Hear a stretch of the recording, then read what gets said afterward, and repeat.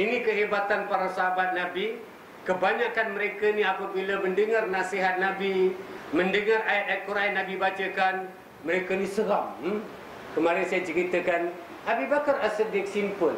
Bila Nabi membacakan faman ya'mal misqala zarratin syarran yara, di antara ayat yang selalu kita baca, sesungguhnya barang siapa yang melakukan kejahatan walaupun sebesar zarah, pasti akan dipersoalkan. Abu Bakar bila dengar Nabi baca gini boleh nangis dia, boleh nangis. Kerana tadi kita dah sebutkan Abu Bakar, dia ni masuk Islam umur 38 tahun. Artinya 38 tahun tu jahiliah, kafir, musyrik, dia tak.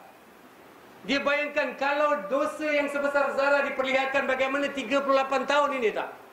Katanya sudah tentu aku tak akan peluang, tak ada peluang masuk surga. Para sahabat boleh sampai ke situ mereka fikir.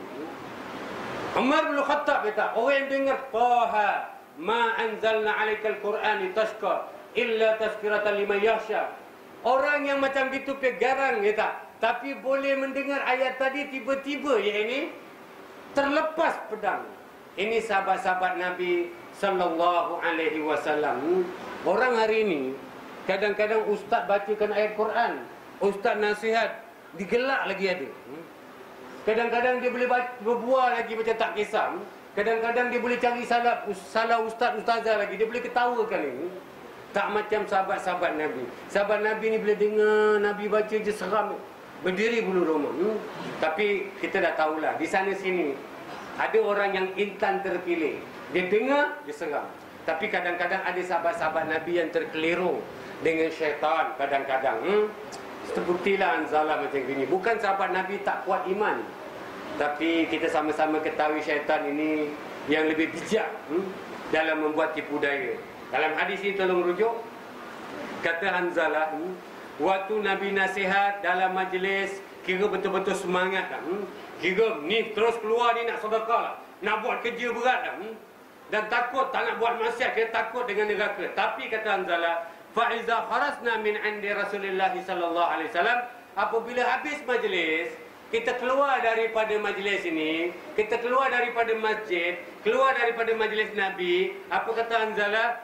Afasnal azwaj wa aulad wa dai'at nasina katsira. Bahasa saya lah.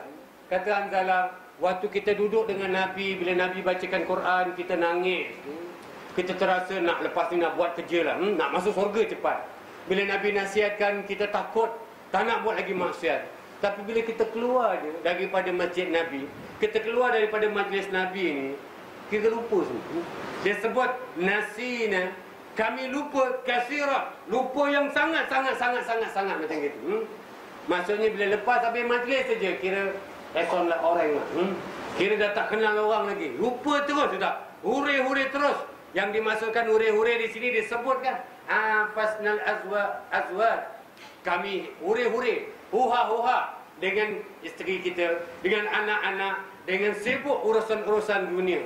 Anda faham apa maksud ini Anzalah? Mungkin macam kita jugalah kadang-kadang.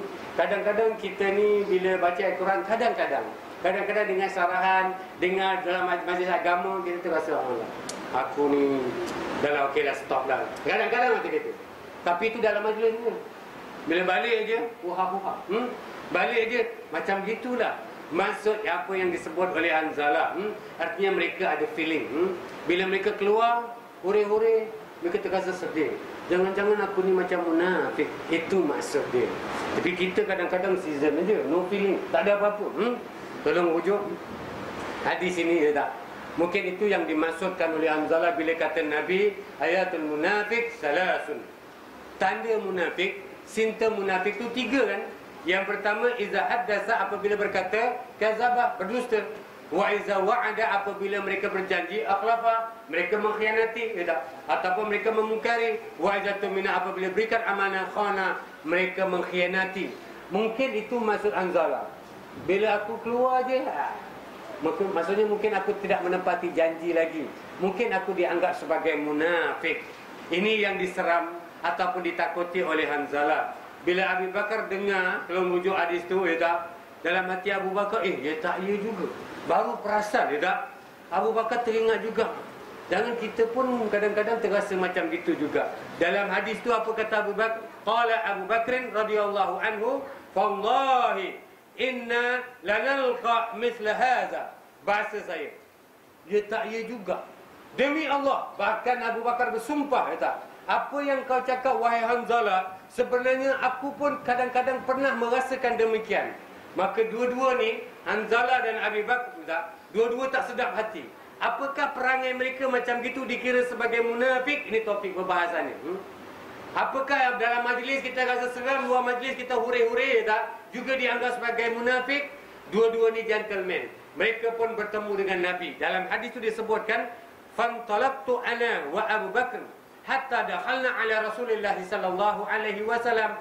Maka mereka berdua, Hanzalah dan juga Abu Bakar, mereka bersama-sama bertemu dengan Rasulullah sallallahu alaihi wasallam. Maksudnya mereka nak confirm.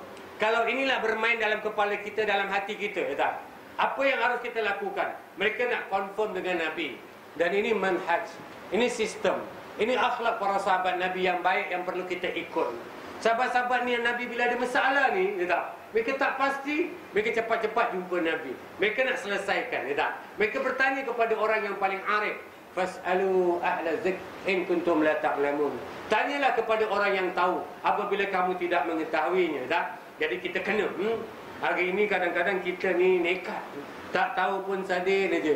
Dia cakap buat bodoh sudah. Nanti betul-betul jadi bodoh. Jangan, tak? Apabila kita tak tahu, kita kena tanya. Jangan jadi orang yang bodoh sombong. Dalam hadis ini dia ceritakan, dua-dua jumpa dengan Nabi. Disebutkan oleh Abu Bakar, katanya, "Faqultu nafaqa Hanzalah ya Rasulullah." Abu Bakar berkata kepada Nabi sallallahu alaihi wasallam, "Ya Rasulullah, Hanzalah khawatir kalau dirinya tergolong daripada orang-orang munafik. Ya Rasulullah." Abu Bakar mulakan cerita. Kata Abu Bakar, kata, "Ya Rasulullah, kita datang ada hajat. Bukan sembarang-sembarang datang. Aku nak beritahu engkau, ya Rasulullah, ini Hanzalah ni, dia terasa takut kalau dia terkira sebagai orang yang munafik." Nabi terkejut. Nabi rasa pelik. Dalam hati Nabi ni, apa korang cerita ni? Dalam hadis tu dia katakan, faqala Rasulullah sallallahu alaihi wasallam, "Ma zaka wa ma zaka." Dalam bahasa saya, kata Nabi, "Ini apa cerita ni?" Alih-alih cakap macam gini. Ketika itu Abu Bakar berkata kepada Hanzalah, kata Abu Bakar, "Dul, kau cerita dengan Nabi?" Macam itu. Hanzalah pun menceritakan dalam hadis itu, faqultu.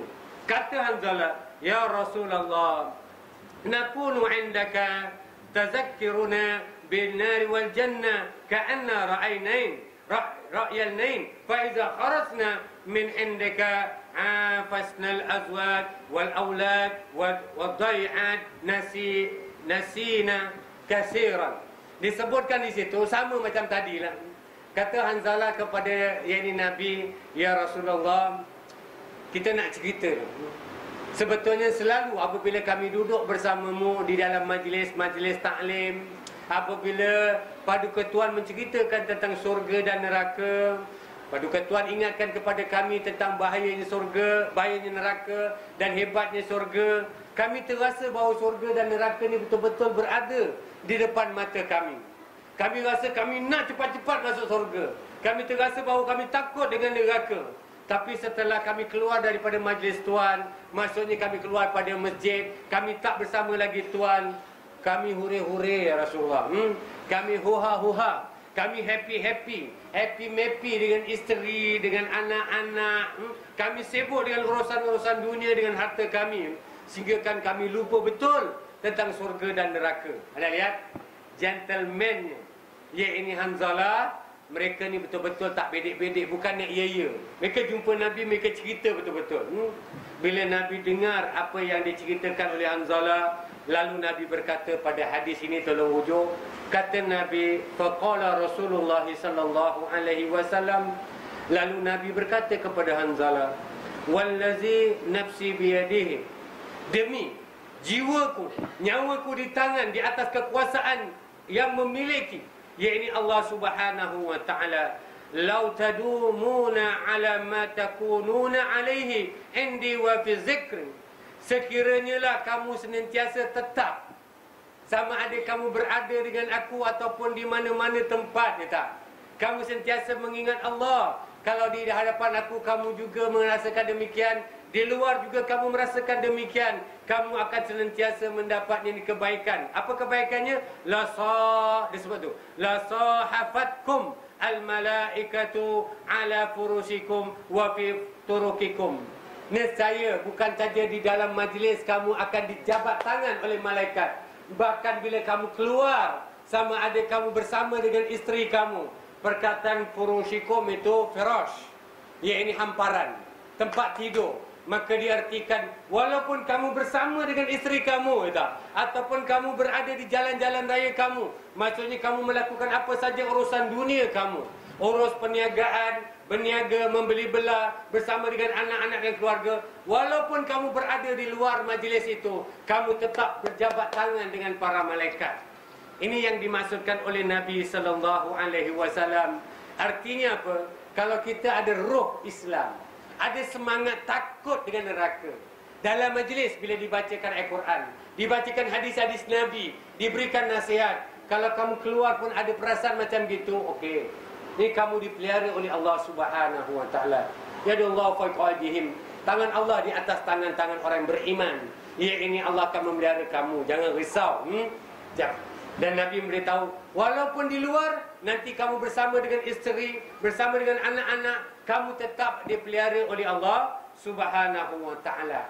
Maksud Nabi, siapa-siapa yang di waktu bersama dengan Nabi dalam majlis Nabi, apabila mereka dibacakan Al-Quran, dinasihati, mereka ada feel, kira seram, mereka ingat Allah, di luar ini majlis, malaikat akan tetap bersalaman dengan mereka. Maksudnya ini bahasa yang sungguh haluslah. Malaikat akan memelihara mereka, walaupun mereka bersenang-senang dengan isteri mereka lil firash, tempat tidur lah. Bersama dengan isteri tak apa, Allah pelihara mereka. Walaupun mereka mengurus harta mereka, yang penting mereka seram dan takut apabila mereka dinasihati. Oleh kerana masa, insya-Allah kita buatkan rumusan daripada hadis ini minggu depan kita cuti. Bila kita sambung lagi, insya-Allah, dan kita akan ambil sedikit pelajaran pengajaran pada hadis ini sebelum kita masuk kepada hadis yang ke-11. Sebelum saya tutup majlis, saya nak umumkan dahulu, pengajian kita terpaksa ditiadakan 3 minggu. Cuti panjang, cuti sekolah kan? Sekolah holiday, cuti sekolah lah. Dia tak belajar agama kan? Kerana hari Ahad akan datang 29 hari bulan 5 ataupun bulan Mei ini, saya bertugas membawa jemaah kita, mungkin ramai juga yang hadir di sini, ini melakukan umrah selama 12 hari Mekah dan Madinah. Jadi minggu depan ditiadakan ini kuliah kita, termasuk 5 hari bulan dan 12 hari bulan, 3 minggu.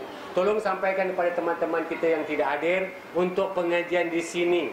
Ini pada hari Ahad kita tutup, ini 3 minggu. Kita akan mula kembali 19 hari bulan. Siapa-siapa yang nak mengikuti kuliah Riyadhus Salihin yang dipimpin oleh anak saya Ustaz Taufik di Masjid Al-Khair di Chua Chu Kang, pengajian kuliah Riyadhus Salihin ini tidak diberhentikan di Chua Chu Kang, 2 minggu diteruskan. Ini pada hari Khamis, iaitu malam Jumaat selepas solat Isyak. Sama kuliah Riyadhus Salihin tapi dipimpin oleh Ustaz Taufik, anak saya yang nombor 2. Yang di sini terpaksa kita tiadakan kerana tidak ada pengganti lah. Saya minta kepada para jemaah supaya yang tidak berangkat mendoakanlah jemaah kita supaya kita selamat pergi, selamat kembali, mendapat umrah yang makbul, yang mudah-mudahan kita dapat sabar dan dapat melaksanakan umrah seberapa tepat menepati